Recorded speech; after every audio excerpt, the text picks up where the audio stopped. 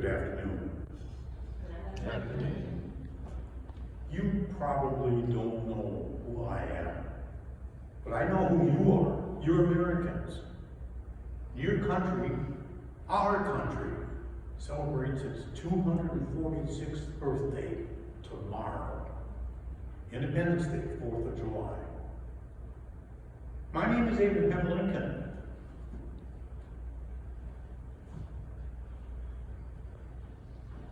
I'm very honored to be with you this afternoon in Gettysburg, Pennsylvania.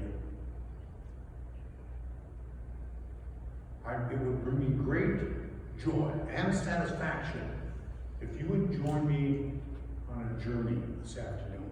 The journey begins here now in this wonderful building.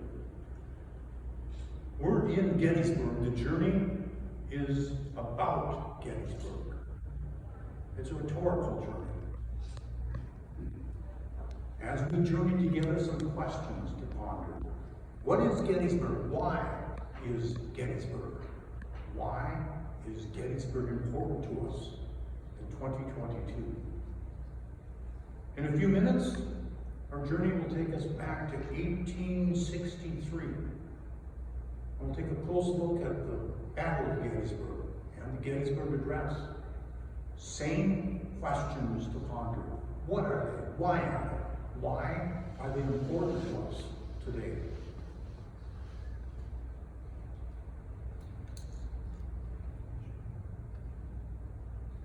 It's time for our journey to begin. I was the 16th president of this great country. It was a time when America was torn asunder by the Great Civil War. War is horrible. It's always horrible. The Civil War was worse. Americans were fighting and killing Americans. Sometimes brothers fought brothers and fathers fought sons. Think about that. Fathers fought sons. Now think about this. 620,000 people died in those 4 years. 620,000 Americans. You've heard of the Battle of Gettysburg. Gettysburg was a turning point in the war. It was a turning point in America. A turning point for America. A turning point to reunite the United States of America. The Confederate General Robert E. Lee had inflicted significant damage. In fact, he'd acquired an aura of near invincibility. This crafty general was coming off victory at Chancellorsville, one of the biggest battles of the war, where he outmaneuvered a Union force more than twice his size for victory.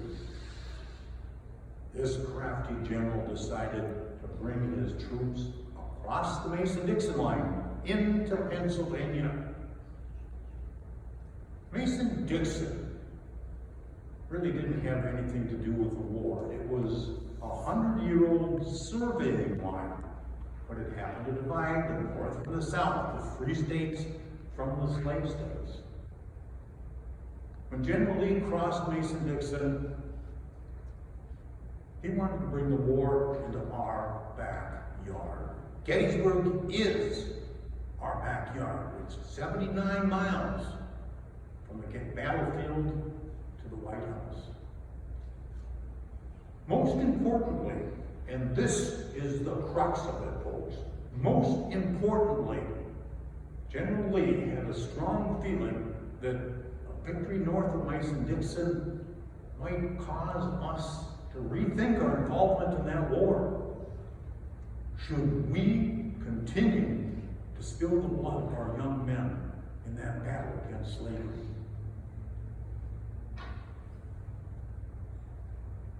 The war wasn't going well for us.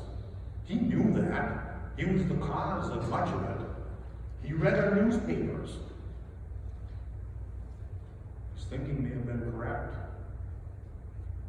There was a growing movement in the North of people called Copperheads. And the Copperheads felt we shouldn't be fighting. We should negotiate a settlement. And that settlement might have included the continuation of slavery. If the Confederates had won at Gettysburg, it would have fed the Copperheads. And America might be a different place today. But the Army of the Potomac persevered. It was commanded by General George Meade, who I had appointed as commander 3 days prior to Gettysburg. The Confederates lost a third of their men to death, injury, and capture in those 3 days. When they were pushed back across Mason-Dixon, General Lee had 25,000 fewer troops under his command. Between the two armies, the North and the South, 11,000 men died on that battlefield, or in the next several days. 11,000 Americans.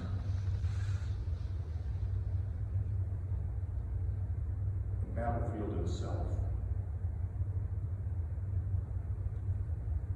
was a horrible place. It was an evil place. And it became a sacred place.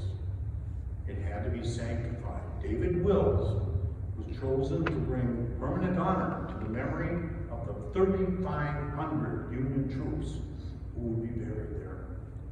4 months later, and Gettysburg National Cemetery was ready to fulfill that mission, and it still does so today. It still honors those men 18 years after that battle.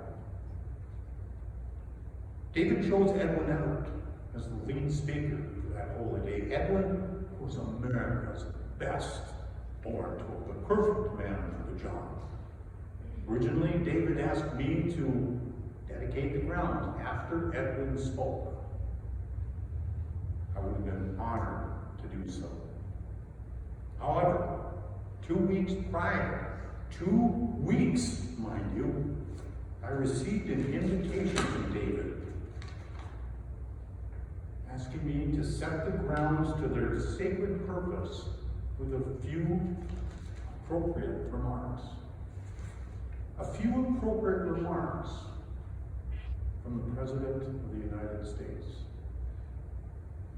Those 2 weeks were hectic. Our troops fought 6 battles and skirmishes. I was the commander-in-chief. That was my watch. Furthermore, I was highly focused on my presidential proclamation of amnesty and restoration that I would issue to the nation several weeks hence.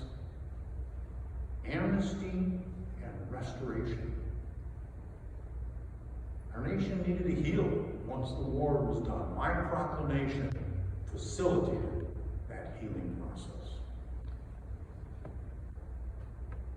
So my few appropriate remarks remained unfulfilled. Suddenly it was November 17th, 2 days prior, and I forced myself to the task, and I was mostly complete when I boarded the train the next day for the 6-hour ride to Gettysburg, arriving late afternoon on the day prior. You may have heard or read, maybe told by your history teacher, that I wrote that speech on that train ride on the back of an envelope with some scraps of paper. There's no truth to that at all. None whatsoever. I was mostly complete before I boarded, and there was too many distractions for me to finish. There were thousands of people in Gettysburg when I arrived, and I intermingled throughout the evening. Finally,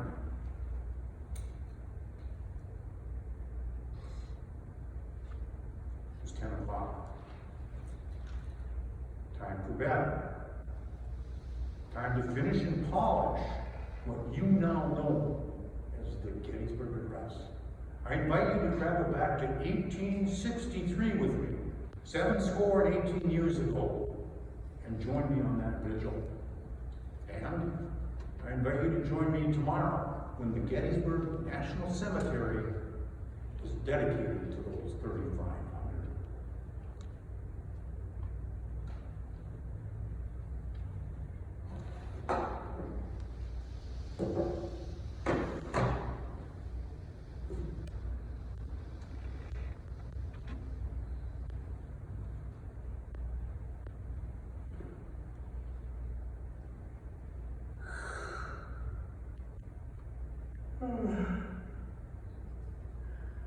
Oh.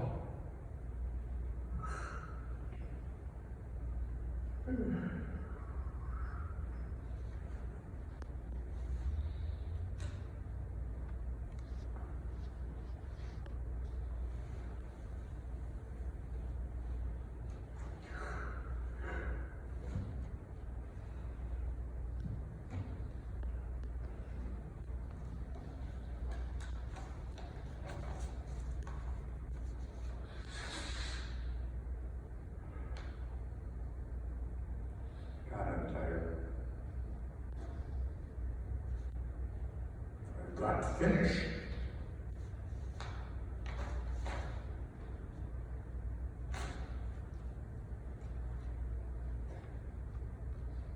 I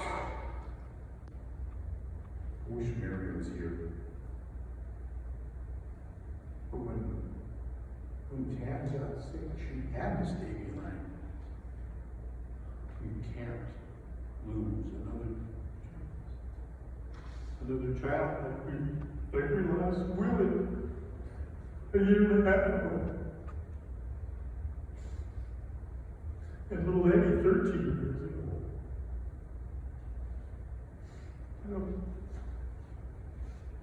I don't think I could stand the loss of another child. I know I couldn't.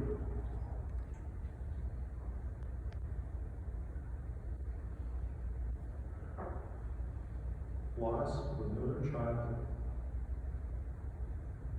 Mothers everywhere are saying that these days, north and south. Well, their children and their husbands. And just so tired. Abraham, you can't afford tired. You need to finish.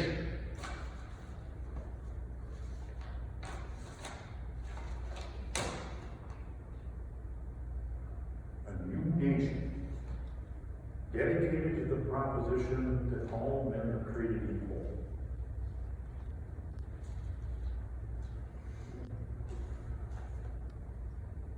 All men are created equal.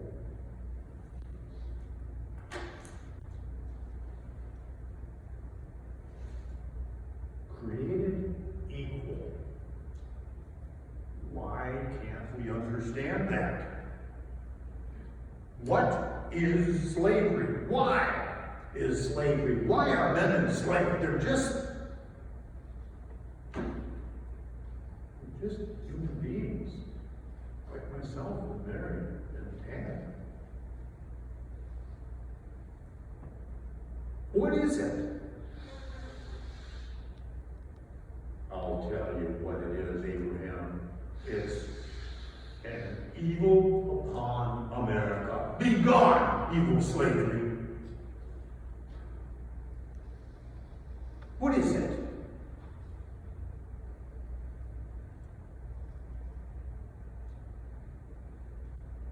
It's one man owning another.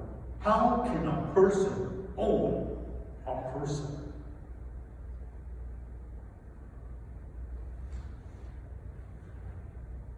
It's a youngster sold to a plantation 100 miles away to pay off a gambling debt. It's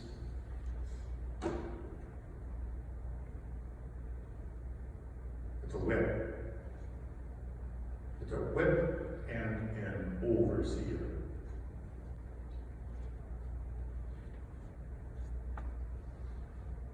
Slavery, picking cotton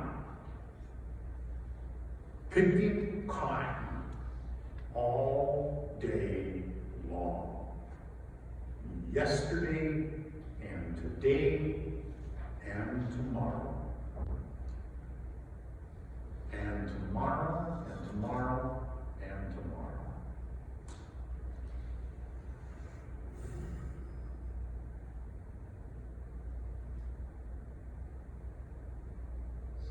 Names. Names. Slavery is names. Names that make sure those people understand their place. Understand that all they are is a piece of property. Names like mulatto, quadroon, and octoroon, and pickaninnies.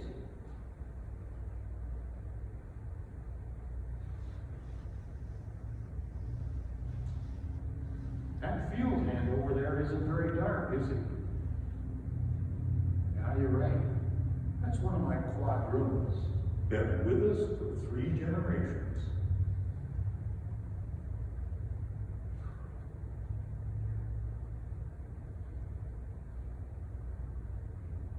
Slavery it's a husband and wife sold at auction to 2 different plantations. This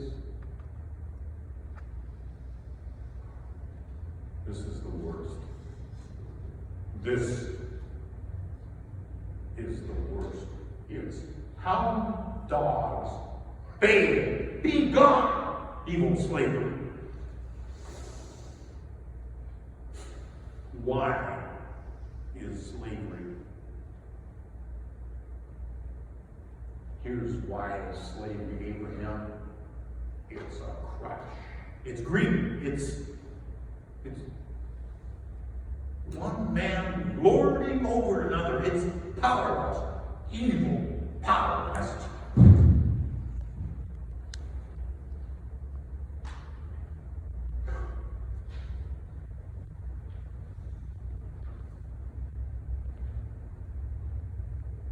My generals tell me these days that nearly 1 in 10 of the men are Negroes. They've escaped slavery, and they wear our uniform to fight against it. My Emancipation Proclamation and the Underground Railroad is what got them here. Now they fight for their family and their friends and their children who missed that train.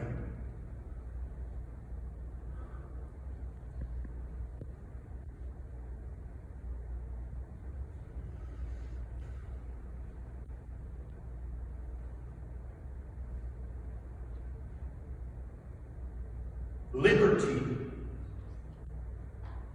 Liberty, that's the core. They all need liberty.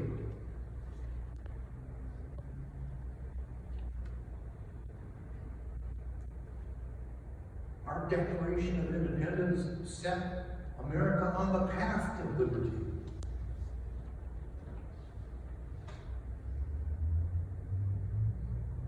America was conceived in liberty.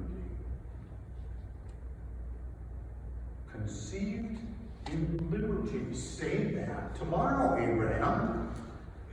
A new nation conceived in liberty and dedicated to the proposition that all men are created equal.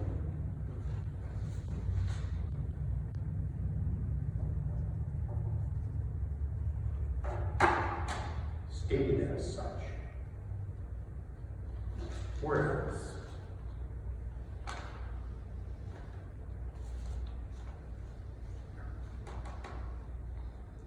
Brave men who struggled here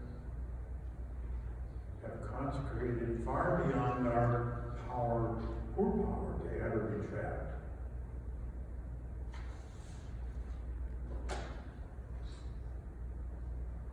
The brave men who struggled here. It's not strong enough. It needs something more. What is it? Brave men. We had thousands and thousands of men those Negroes.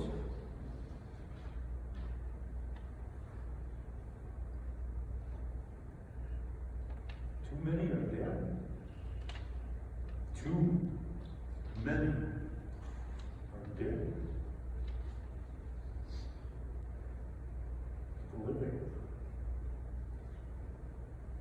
The living continue to fight for America. It's both of them, isn't it, Abraham? The living and the dead.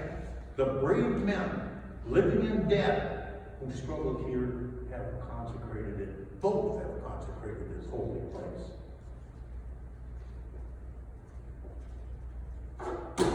Stated as such.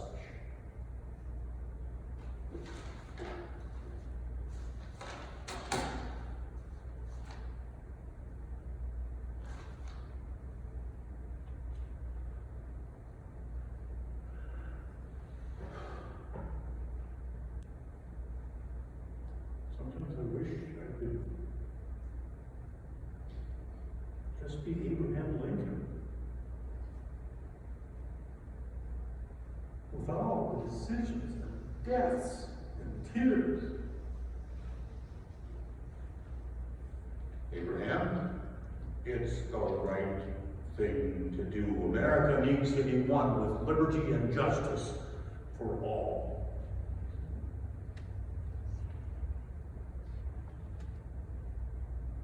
It tore me asunder.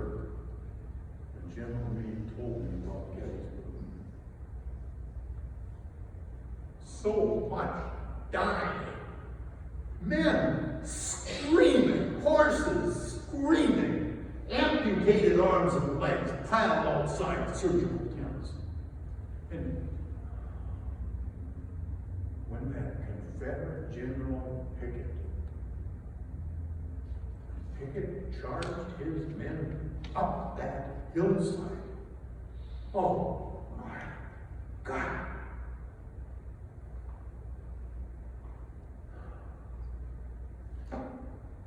Those Confederate soldiers worshipped General Lee. He earned that. How would he tell Pickett that those men, thousands of them, had to charge up that hill, 3/4 of a mile, up that barren hillside? Cannon fire, charging the cannons, charging the rifles. Dying, dying, dying. Their men, our men. Americans.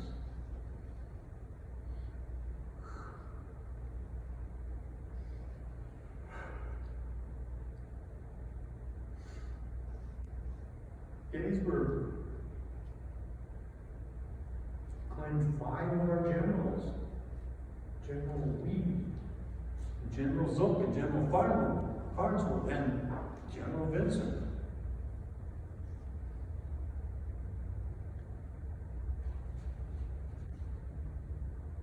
And General Reynolds. He turned me down. He turned me down.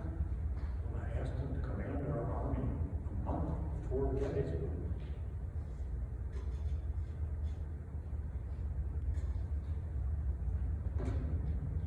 And now he's dead.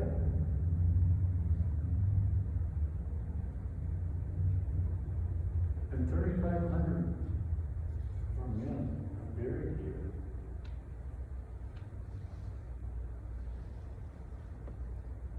Their mothers are wondering, and their wives are mourning.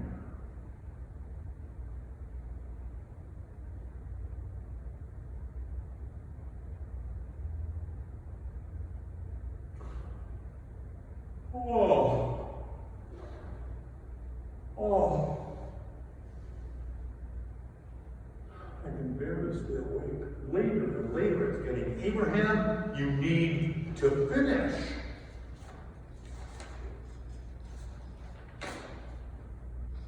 The brave men who struggled here have consecrated it far beyond our poor power to add or detract. And that we highly resolve that these dead shall not have died in vain, that this nation under God shall have a new birth of freedom. And the government of the people, by the people, and for the people shall not perish from the earth. Shall not have died in vain. We have to make sure that I have to make sure that we owe that to those men, stated as such. A new birth of freedom. That's what we're fighting for, isn't it, Abraham? A new birth of freedom. Stated as such. And the government of the people, by the people, and for the people shall not perish from the earth.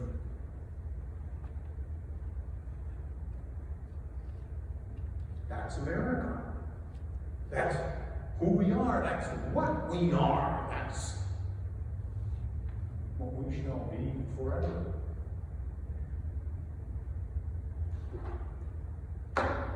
Stated as such. Proudly stated as such.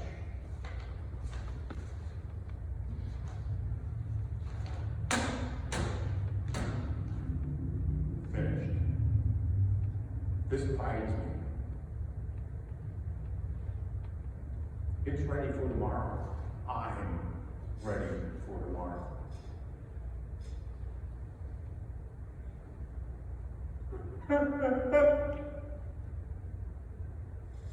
And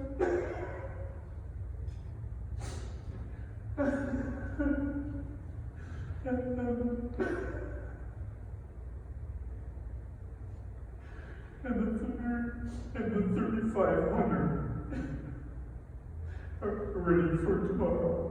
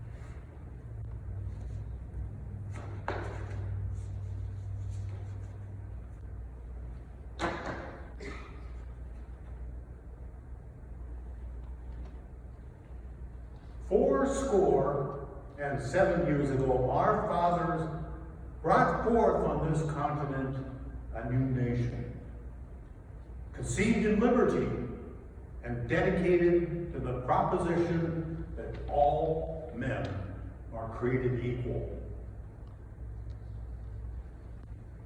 Now we're involved in a great civil war, testing whether that nation or any nation so conceived and so dedicated can long endure. We're met on a great battlefield of that war. We've come to dedicate a portion of that field as the final resting spot for those who here gave their lives that that nation might live. It is altogether fitting and proper that we should do so. But in a greater sense, we cannot dedicate, we cannot consecrate, We cannot hallow these grounds. The brave men, living and dead, who struggled here, have consecrated them far beyond our poor power to add or detract.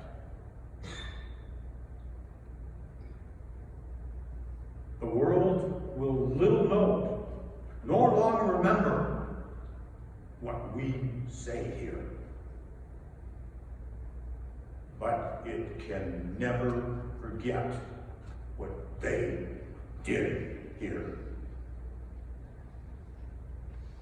It is for us, the living, rather, to be dedicated here to the unfinished work which they who struggled here have thus far so nobly advanced. It is for us, the living, to be dedicated to the great task remaining before us. That from these honored dead we take increased devotion to that cause to which they gave their last full measure of devotion. That we hereby highly resolve that these dead shall not have died in vain. That this nation, under God, shall have a new birth of freedom. And that government of the people, by the people, and for the people shall not perish from the earth.